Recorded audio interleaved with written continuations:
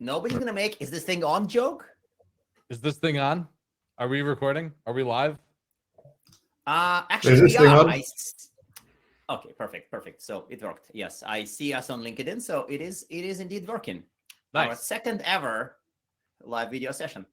Hello, LinkedIn. We're live. Excited to be here.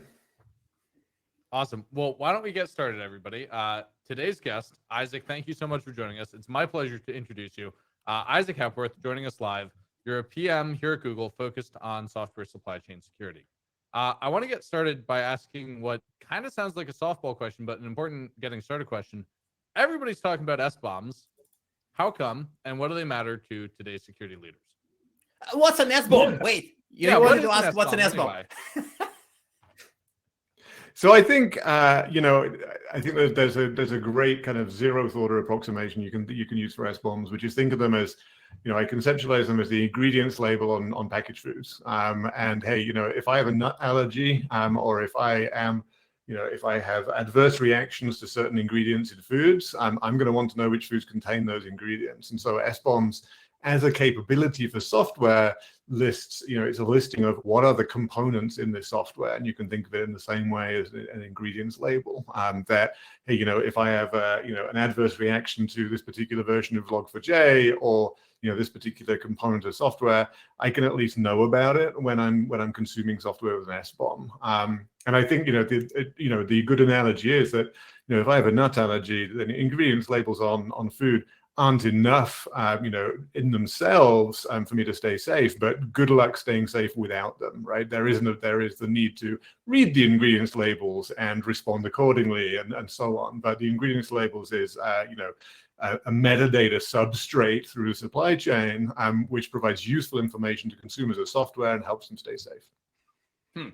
But so why does it matter to security leaders? I mean, I think I can guess at the answer, but why don't you guys give us an answer? So these are useful, but why are they useful for security leaders at an organization specifically?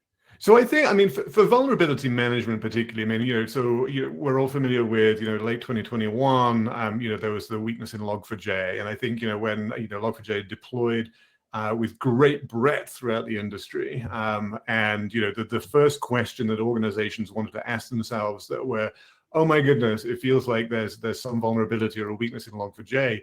Where in my organization do I depend on Log4j? Like, which pieces of commercial software am I running that depends on Log4j? Which pieces of first-party software what am I shipping to my customers that depends on Log4j?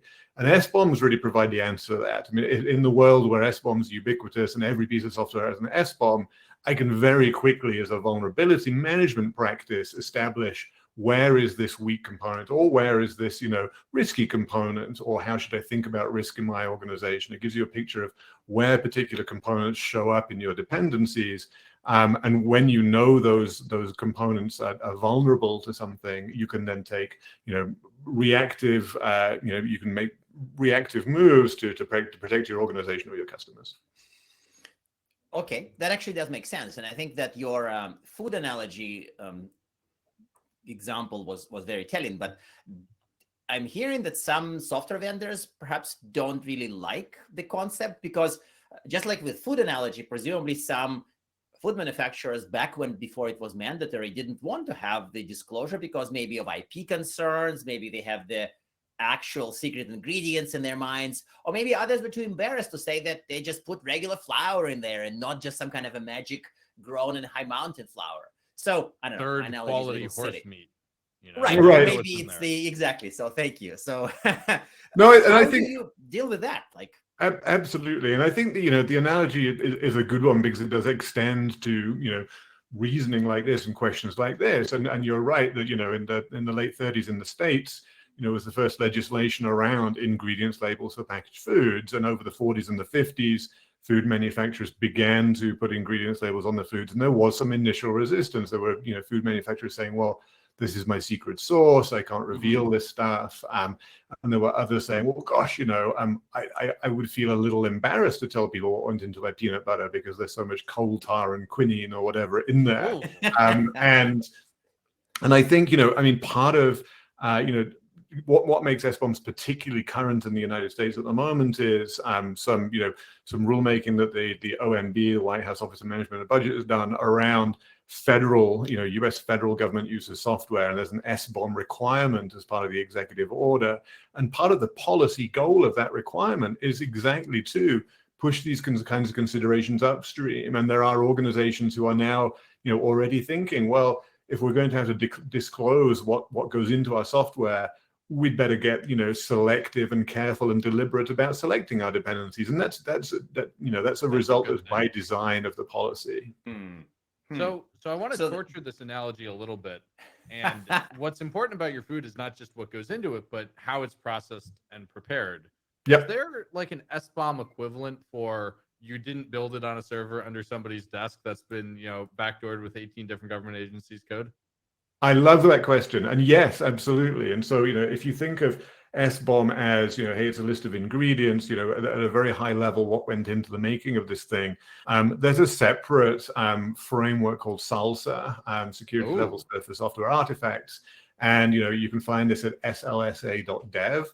And the SALSA specification defines a metadata format called provenance. And provenance speaks exactly to what you're talking to. And so if it's SBOM is the list of ingredients, provenance is the recipe and the food handling safety standards and what machine was used to make this peanut butter and so on. And so you get a much better sense of, potential for internal tampering and contaminants, and, what machinery was used to make the food, and do I trust that machinery? And so SALSA provenance speaks to precisely that set of concerns for software, and, what recipe was followed, what machinery was used to build the software, what precise ratio were the ingredients specified in, and so on. And so I think, SBOM, the analogy stands up even to that torturing. You'll have to work harder to. That's awesome. So go ahead. That is actually kind of fun, because I feel like this details. I almost want to ask about, what if the cook was incompetent? What if he was a jail cook before or something? I don't know. Let's just ignore this part. But no, I mean, I love that part. I can speak to it. I mean, podcast. Just very quickly on that. I mean, I think part of the theme we're seeing in software supply chain is one of the most elementary things about supply chains in general, and the manufacturing industry has learned this, is traceability of ingredients up and down the supply chain. And if I'm driving a car, those wheels came from this manufacturer who used steel from this foundry, who got their raw materials from this mine, and so on. And being able to trace that lineage and that provenance is super important. And so the same work is going into the software supply chain to try and instrument it with traceability metadata left to right. And what you're speaking to there is, the idea of, developer or maintainer reputation, let's say, for open source. And so using a given open source artifact, I may want to know the ingredients label. I may want to know the SALSA provenance, the machinery which built this artifact. I also may want to know some of the information about the cooks. I may also want to know about how did this project respond the last time a vulnerability was found, and what's their mean time to resolution, and so on. And so that set of metadata is, we're in process, I would say, of instrumenting the software supply chain left to right with exactly this type of metadata. That is actually really cool. That is really cool. Let's admit, cool. Let's acknowledge that it's really cool. We're all delighted about this, but I want to pick at something you said there, and I know Anton is going to be mad that I'm hopping all over our question stock with this. But what you just said about open source, I think I want to pick at that and say, like, we're talking about all these requirements around labeling and documentation and traceability. It's a lot of work to get that right. Working at Stripe, I saw some of the challenges around compliance and the expense that goes into that. I can see how big organizations like us can afford to put all this process in place and afford to make all this information available. What's going to happen to open source projects? Are they going to have all this overhead and make it even less fun to be an open source maintainer? I think it's a really good question. So I would have two parts to my answer. I mean, first of all, I would note that SALSA itself and the idea of SALSA provenance. SALSA is an open source initiative itself. It sits within the OpenSSF as part of the Linux Foundation. And so SALSA itself is an open source initiative. And we're beginning to see, even some package ecosystems in open source implement SALSA end to end. And so start to build SALSA provenance into the supply chain story around open source. I think that there's, zooming out, there's the larger picture here around how we think about accountability in open source, and particularly enterprises consuming and relying on open source, are increasingly looking for, accountable entities. Who can I hold responsible, or who can assure me, is there an entity that I can trust who will stand behind this open source offering? And so, Red Hat has been in this business for a long time, and Google itself, we have a product called Assured Open Source, which is, you can think of it in these terms, that this is open source that is curated by Google, selected by Google, built on reliable and certified and standardized Google build infrastructure, with the Google imprimatur, like stamped on this open source offering. And so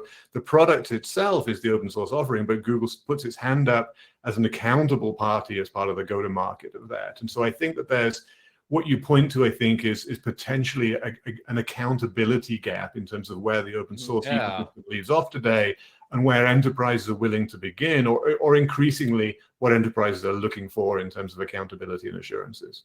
And so does this mean that Uncle Sam is going to end up using a bunch more enterprise software instead of saving our tax dollars and using open source software?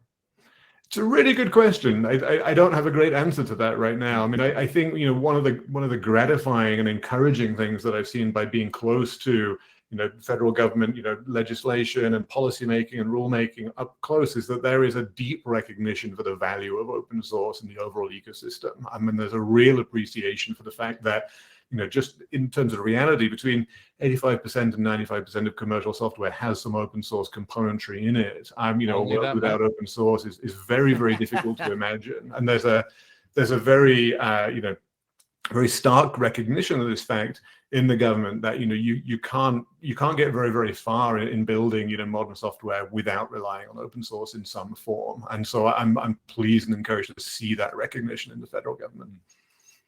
Let me try to ramp up the temperature even more a little bit, because some of the SBOM conversations that I've seen, some of the software supply chain security conversations, seem to be circling around the question of software liability. It's kind of, maybe it's like a first step towards that, or has some kind of connection, inherent or otherwise, to that. So can you explain that somehow? Like, is there a relationship between SBOM and software liability, where if you write the software and if it causes problems, then you can suffer, deservedly or not?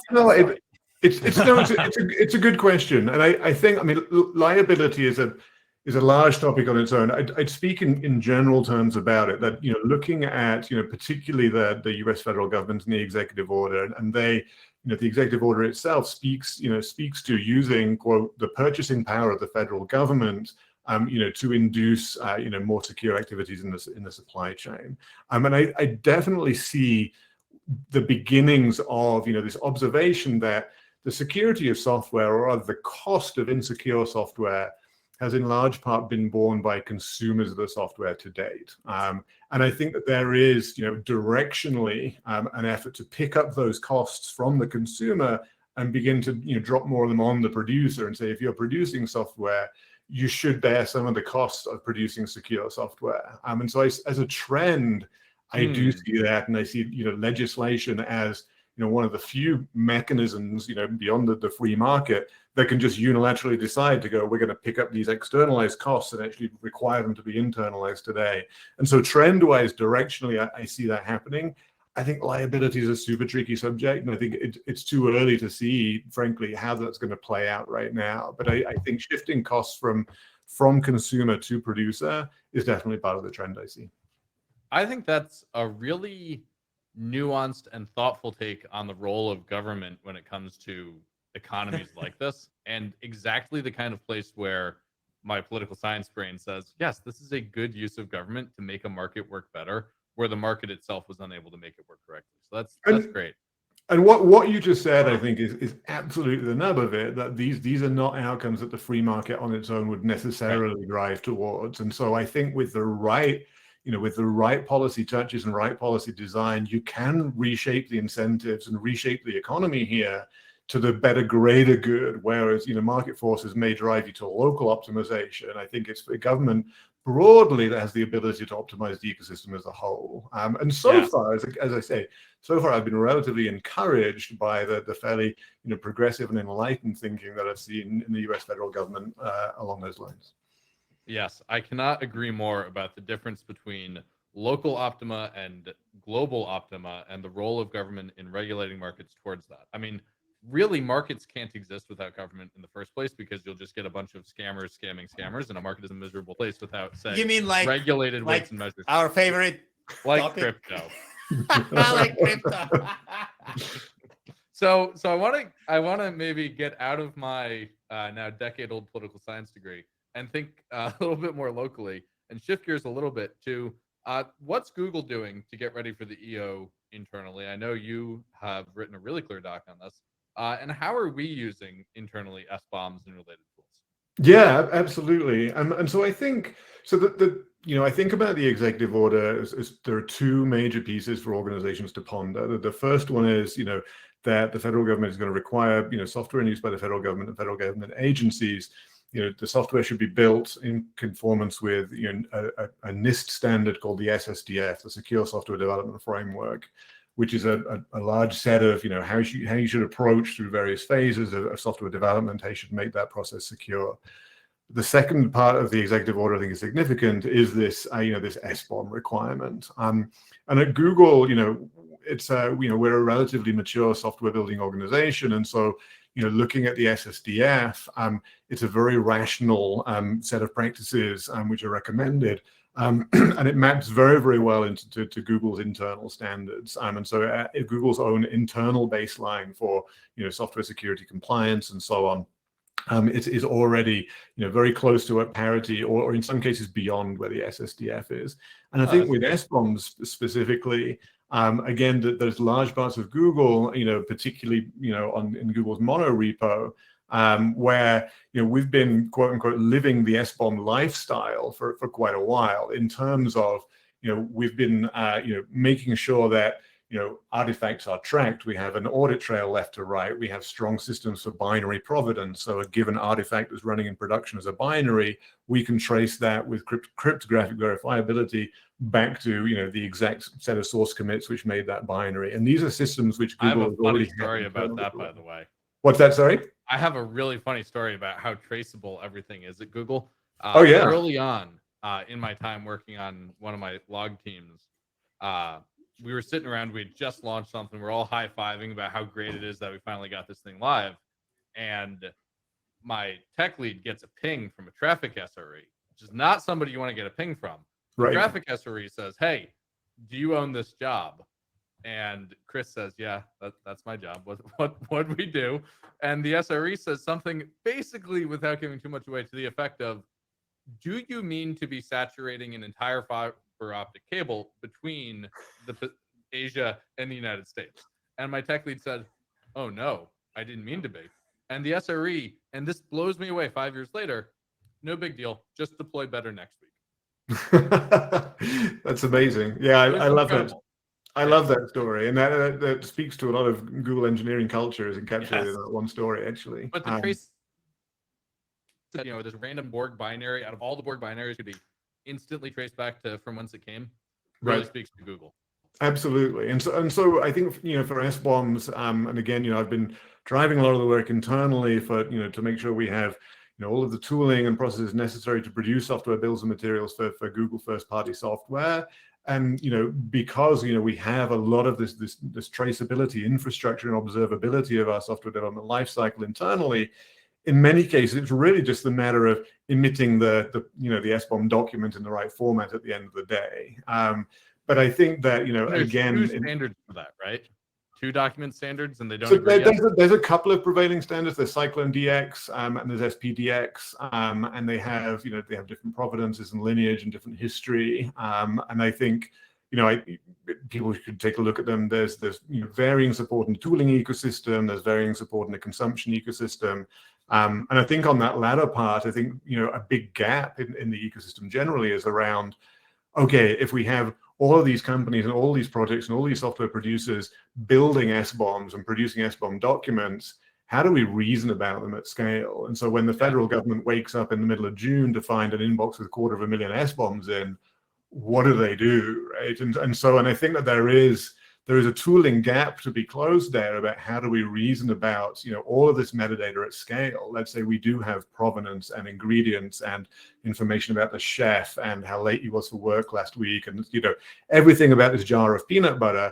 Now I want to reason about an entire grocery store of packaged food, and how do I do that? And I think that's a really interesting problem that there isn't a great general solution for today. That's a really interesting problem of like reason about the whole grocery store. Oh gosh, I hadn't even thought about that. Right, because ultimately we are not doing it just for fun. We are doing it to eventually improve, right? Well, I don't think these are very fun artifacts to make, but so I wanted to take the conversation not in the direction of like, hey, we're going to be transparent, we're going to be having this machine reasonable thing, and it's going to be epic, but stuff should be better security-wise, right? It shouldn't just be transparent. So how is this all improving our food, to ride on the same analogy, rather than just making us aware of what we eat? So whether it's executive order or our own efforts, or like, where are we heading in the next 5 years in terms of improving supply chain security rather than just knowing what's in it? Yeah, I think it's a good question, and then my answer would be that improving, you can't get started on improving until you've got made some traction with the knowing. Like, knowing has to be the first step. Like, if I want to be very selective about what dependencies I'm relying on in my software, and I want to do a better job of selecting secure ones, I have to first know what are the set of dependencies I'm relying on today. So there's certainly, have to have some sense of inventory in order to, then, whittle it down over time. And so knowing, I think, is the first step. I would say as well that, in requiring SBOMs to be produced, there's a certain amount of operational discipline you have to have internally in order to build an SBOM. And so, by requiring companies to build SBOMs, you are transitively almost requiring them to develop some operational discipline, which itself will be beneficial for their supply chain. And I think that what we'll see over time, SBOMs is just the very, very beginning. I think that, the executive order is requiring the software industry to build end-to-end traceability at the SBOM level, and build, what I'm thinking of as a metadata bus, essentially, to, as artifacts move through the supply chain, they're going to have metadata attached. And step one is that metadata is going to be SBOM.